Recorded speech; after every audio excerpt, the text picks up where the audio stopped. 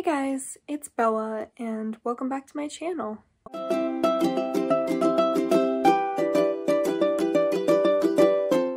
Today I'm doing something that I've been wanting to do for a very long time, and that is reread my favorite Shadowhunter series. And that is the Dark Artifices series.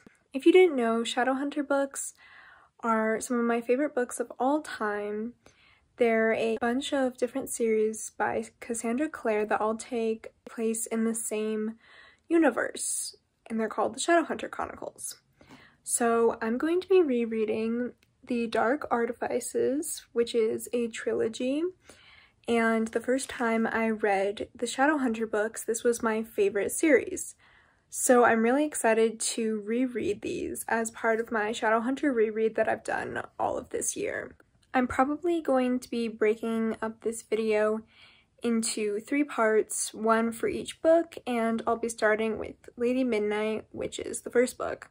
I'm just really excited to reread this. By the way, this video will have a ton of spoilers for the Dark Artifices series and probably the rest of the Shadowhunter Chronicles, so if you haven't read Dark Artifices, or if you aren't caught up with the Shadowhunter world, then you should probably go and do that before watching this video. But if you're not interested in reading these books, or if you already have read all of them, then keep watching. So yeah, without any further ado, let's get into the video.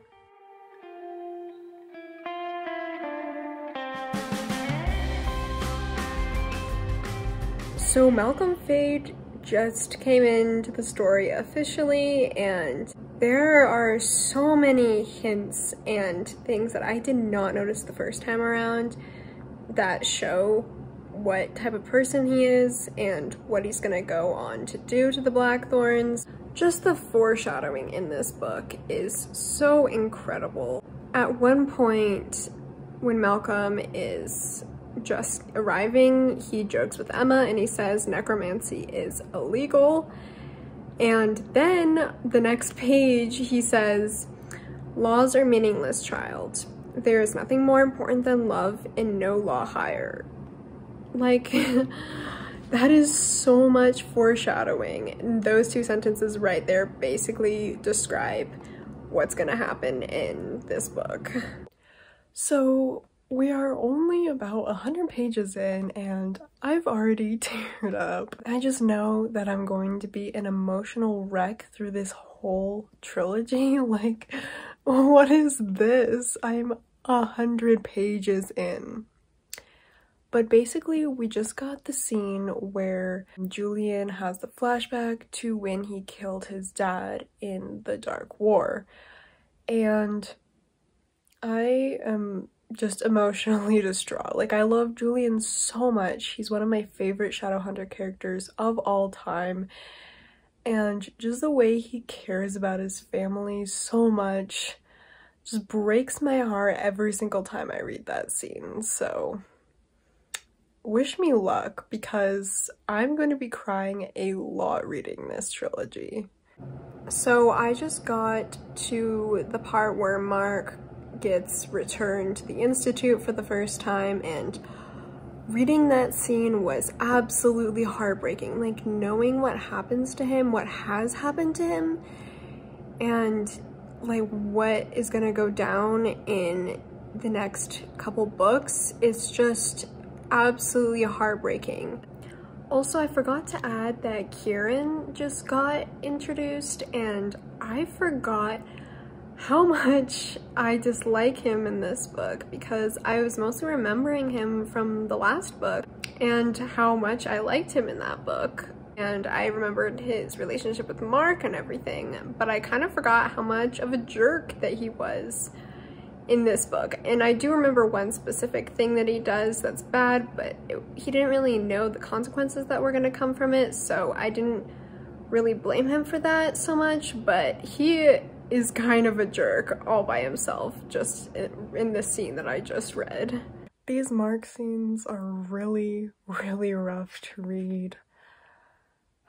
So I just got to the part where Mark realizes that it really is Julian and he's back home, and it's not just a bunch of fairy illusions, since that's what he was tortured with when he was in fairy. He saw his siblings die over and over, and he thought that's what was happening to him. But there's this one line at the end of the scene that just broke me. Like, it was not what he had imagined, dreamed of, but it was the reality. It was his brother. He tightened his hands on Mark and adjusted his heart to bear the new burden. Like, Julian really just takes care of everyone around him, his whole family. All he wanted was an older brother that he could rely on and someone that could be a parental figure, so he didn't have to be the father for the family. But, you know, now he's gonna have to take care of Mark too, and that's not Mark's fault, but it just hurts to see how much Julian takes on at literally only like 17 or 18. I forget how old he is, but I just love him so much. Okay, so it's 2 pages later, and this book is really trying to kill me because we just got a Will and Jem reference. Jem told Emma about how Will put his hands into the fire for Jem, and that scene was just so emotional in the Infernal Devices, and seeing it referenced here just absolutely breaks my heart. Like, it makes me so happy that the stories of Will and Jem are getting passed down to the newer generations, but at the same time, like, I'm in emotional pain.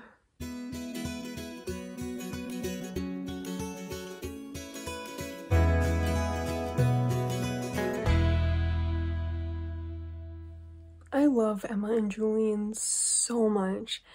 They're one of my favorite Shadowhunter couples of all time. I just love them. We got the scene where they first danced together, and it was so good. It was just as good as I remembered. Like, every scene with the two of them together just makes my heart melt, but also causes me pain because of the plot of this book. So I got my Heartstopper books in the mail. They're so beautiful. I cannot wait to read these. I'm gonna read them before Pride Month is over, and they look so good, and I've heard very good things about them, so I am excited. Oh my god, so Kit and Ty just met for the first time. Like, I literally just read the line where the blade is pressed up against his throat, and I know it's Ty, and I'm freaking out because I love them so much, and I just need more Kit and Ty content. I love how Kit is thinking of all of the ways that, like, he would have thrown a Shadowhunter off of him and fought them, and then the first thing he thinks of when he sees Ty's face is how beautiful. Like, I love these characters so much. So I just have a little rant to go on. So I love Mark with my whole heart. I love him. But in this book, he infuriates me sometimes because I love Julian so much. He's my favorite character in this series. I get so mad when someone does something to him. And in this case, Mark trying to decide if he's gonna go back to the Wild Hunt or stay with the Blackthorns is tearing Julian apart, and it kills me because, you know, Julian has had to raise his whole family all by himself, and he just wants his brother at least to stay and not break the rest of their hearts, because Julian at this point is just worried about the kids' mental health and their feelings, so he can't even worry about himself in that situation. He has to still worry about the kids' emotions and how they're going to feel. if Mark leaves. And it just makes me so mad when he's thinking about not staying because of how badly it's going to affect the kids and how badly that will affect Julian. I know it's not his fault. I know he's been through so much, but it just makes me so mad.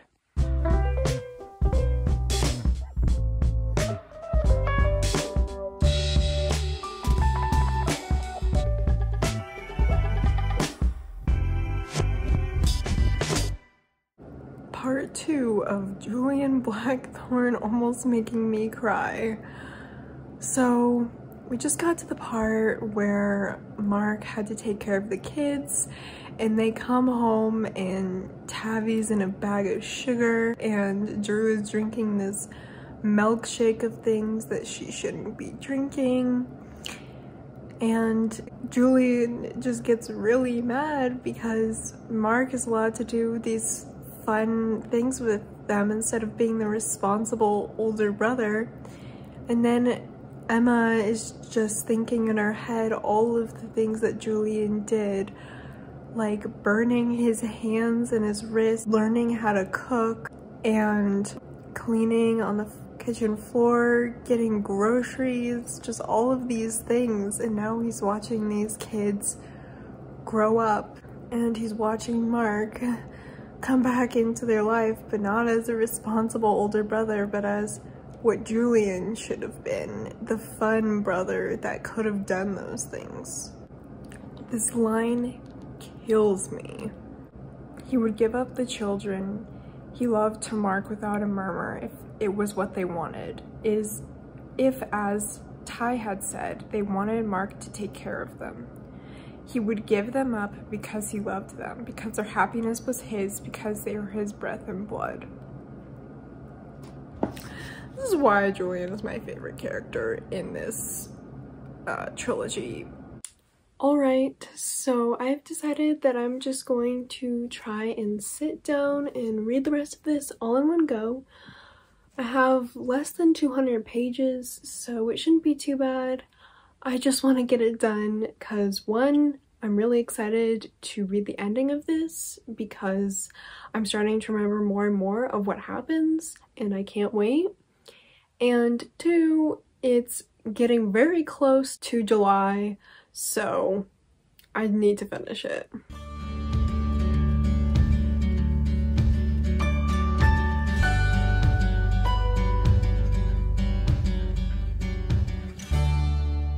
Half of this entire video is just going to be me completely getting emotional or ranting about Julian. I'm not even going to apologize for it because he is amazing. So I'm just gonna read this one passage right here.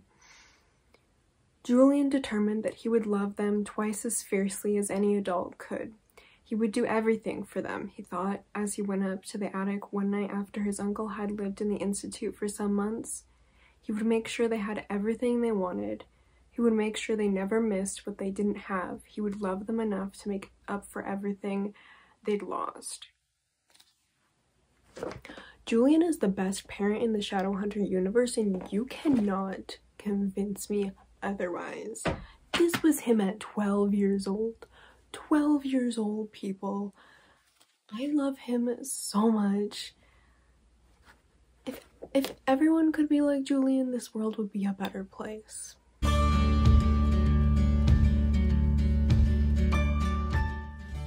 Okay, I just have to comment.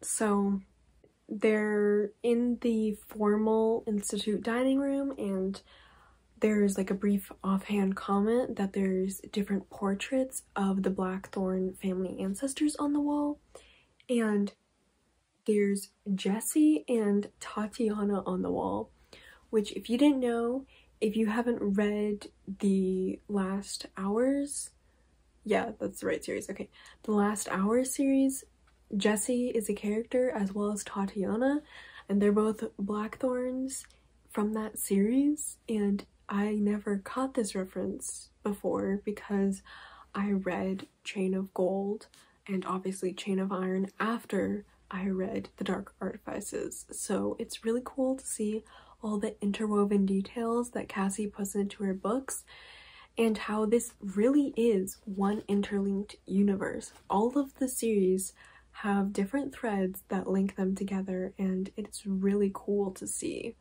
This is another reason why I really wanted to do the reread, because I would get to catch all of these things that I didn't the first time because of the order that I read the books in, and I'm just really happy. So the Wild Hunt just arrived, and I know what's coming, and I'm really not excited. I have a feeling I'm probably gonna cry at this scene. The scene hasn't even started yet, and I have tears in my eyes. Like,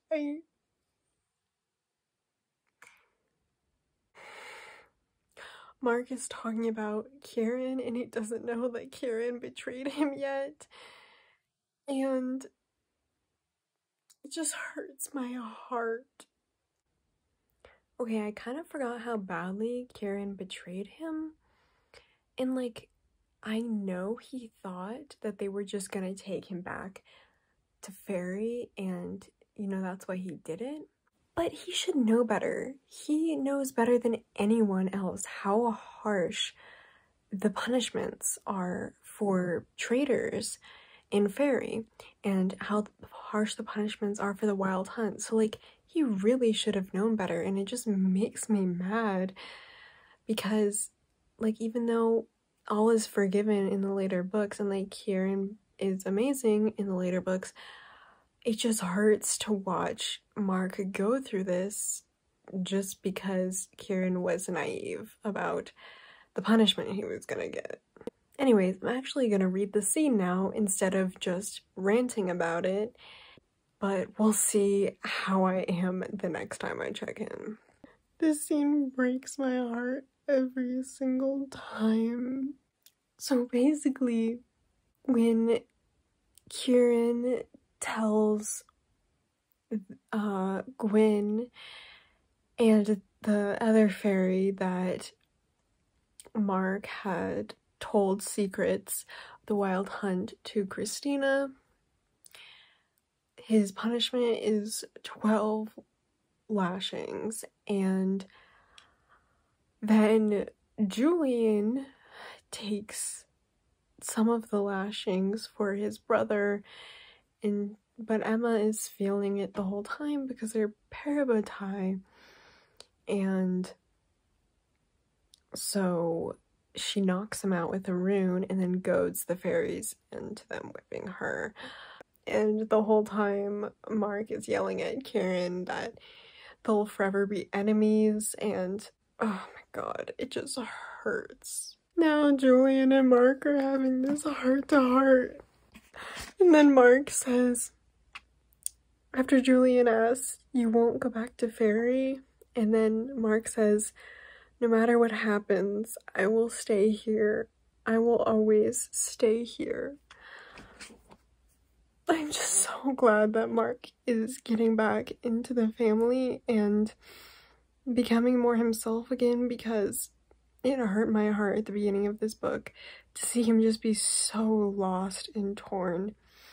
And even though this whole scene hurts my heart, I think it was necessary for Mark to realize that he can never leave his family, that he just can't.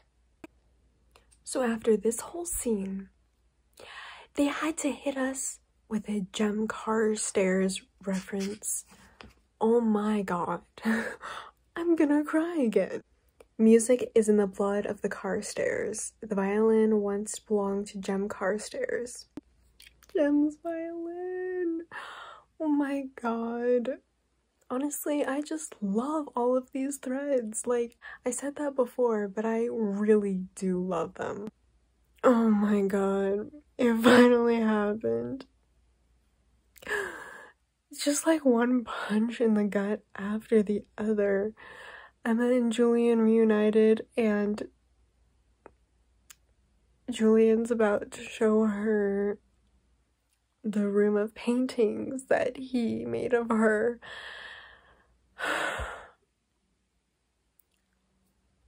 I'm just an emotional wreck right now. Honestly, this is fitting. I have barely made any videos and I'm already crying on camera. I'm just an emotional wreck, especially when it comes to Julian and Emma. Oh my god, I love this line so much. So Kieran says to Julian, he said you were gentle, the most gentle person he knew. You're not gentle, you have a ruthless heart. And then Julian says, remember it. What an amazing line right there. I finished. I love this book so much, and rereading it was so fun. The ending just breaks my heart when Emma is trying to convince Julian that they can't be together because she knows the whole parapetite curse thing, but obviously he doesn't know. It's a whole mess of a situation, and it's just gonna get worse in the second book. I will film a little review of my thoughts of this book tomorrow when I'm not so tired. Okay guys, well, I finished Lady Midnight and it was just as fantastic as I remember it being the first time. I was an absolute emotional wreck through this whole book. There are at least 3 or 4 clips of me tearing up or crying in this video. Maybe more, I honestly can't remember, so sorry about that. Just get to watch me being an emotional wreck over fictional characters, which basically my entire life, but whatever. I'm just going to talk about my thoughts and give a little mini review of this book and sort of delve into this series in general. So, in my opinion, this is Cassie's best written series, except for maybe The Last Hours, but it's hard to tell at this point since not all of the books are out. Either way, this is my favorite Shadowhunter series. The improvements with her writing definitely show in this book. It is, with the exception of maybe Chain of Gold, the best first book that she's written. All of the characters, even the side ones, and there are a lot of side ones considering how big the Blackthorn family is, are so well fleshed out and well written. I love the Blackthorn family dynamic, and I love how all of them have a distinct and important role in the story. None of them are brushed under the rug or forgotten about. Even little baby Tavi is crucial to figuring out the mystery that's going on in this book. The romance is also really well written. It seems very natural and all makes sense, and also invokes a lot of emotions. This romance is one of her most painful throughout this whole series. The character arc it goes through and everything these two characters go through is just so heartbreaking. I love the diversity and representation this book gave and will continue to give in the rest of this series. Like, we already got Ty in this book and, you know, Arthur, who's dealing with very severe PTSD, and I know we'll have a ton more characters to come or that have already been introduced, but we just haven't learned their story yet. That's going to give really, really good representation, and I am so excited. Emma, Julian, Ty, and Kit are some of my favorite Shadowhunter characters of all time, and I love them all so much. Emma is probably my favorite protagonist out of all of her series, and the way that Julian fights for his family is so amazing. Julian's whole story, with him running an institute, raising 4 kids since he was 12, and dealing with the trauma and grief of losing his siblings and parents, just all at the same time, just blows me away every single time. That is definitely my favorite part of this book. Julian is my favorite part of this book. I hesitate to say favorite part of the series, but he's definitely one of the reasons why it is so great. I also love how morally gray and real his character gets, because he will literally do anything to fight for his family, and that includes doing something that is technically bad or immoral. He will do it if it's for his family. Now, the villain of the book is not my favorite Shadowhunter villain, but his backstory is so chilling and heartbreaking. It gets me every single time. He was literally driven mad by grief and hatred, and all of his actions do make sense. It's not just the traditional evil to be evil kind of villain. And I love how they address that during the book. I love how some of the characters say, well, I might do this for you. Like, if you died, I might act this way. And kind of understanding why he chooses to act this way. I can't wait to get to the character arcs of more of the side characters like Diana and Kieran later on in the series, because they both have really interesting backstories and character arcs, and I just can't wait to read more about them because from what I remember, I absolutely love them. So yeah, those are some of my thoughts on Lady Midnight. I am going to be vlogging me reading Lord of Shadows and Queen of Air and Darkness, so look out for those videos. I know that I have some things that I can improve on for my reading vlogs, and every reading vlog I'm going to try and make better because I am pretty new at this, so there are definitely things in this video that could have gone better, but I will try to improve them in my next 2 reading vlogs. Thank you all so much for watching this chaotic mess of a reading vlog, and please subscribe if you liked this kind of content, and make sure to like and turn on those post notifications. Bye!